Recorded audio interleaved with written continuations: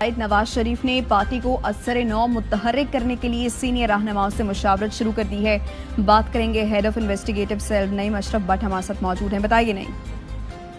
जी बिल्कुल, इलेक्शन के रिजल्ट के बाद नवाज शरीफ को ये तजवीज़ दी गई है कि वो खुद जो है वो पार्टी के जो मामलात हैं उसको भरपूर तरीके से संभाले। इस सिलसिले में उन्होंने कुछ मीटिंग्स भी की हैं सीनियर रहनुमाओं से और उसमें उन्हें तजवीज़ दी गई है कि पार्टी के और हुकूमती ओहदे जो हैं उनको अलहदा किया जाए और इनमें सदर और सेक्रेटरी जनरल के ओहदे खास तौर पर जो अहम हैं सूबाई और मरकजी सतह पर इनको हुकूमती ओहदों से अलहदा किया जाए और नवाज शरीफ को ये तजवीज़ दी गई है कि आप खुद सदारत जो है वो पार्टी की संभालें और सेक्रेटरी जनरल भी तब्दील करें। इस सिलसिले में नवाज शरीफ जो हैं वो जल्द ही नेक्स्ट वीक से ज़िले और डिवीजन सतह पर जो उनके पार्टी अहदेदार हैं उनसे मुलाकातें करेंगे और अगर अक्सरियत ने उन्हें यही तजवीज़ दी यानी इस पर उन्होंने इसको इंडोर्स किया तो फिर जनरल कौंसिल का इजलास बुलाने का फैसला होगा और अगर जो है वो कायद ही रहना है उन्होंने ये तजवीज़ आती है जिसके इम्कान कम हैं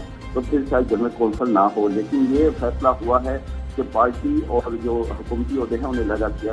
नवाज शरीफ ने इन मुलाकातों में ये जोर दिया है कि असल हुकूमत हमारी जो है वो पंजाब है और पंजाब से ही हमें डिलीवर करना है। अगले इंतखाबात से पहले वो जाती हों हमने भरपूर पंजाब पर फोकस करके डिलीवर करना है। मरकज़ का मामला वो इत्तेहादी या सबाइकी वो सारे वो देखें लेकिन हमने पंजाब पर फोकस करना है। इंतखाबात से पहले जैसे भी है यहाँ डिलीवर करना है क्योंकि उन्हें लगता है नवाज शरीफ को कि जो रिजल्ट इस इलेक्शन में आए हैं उसको बेहतर सिर्फ डिलीवर करने से हो सकता है।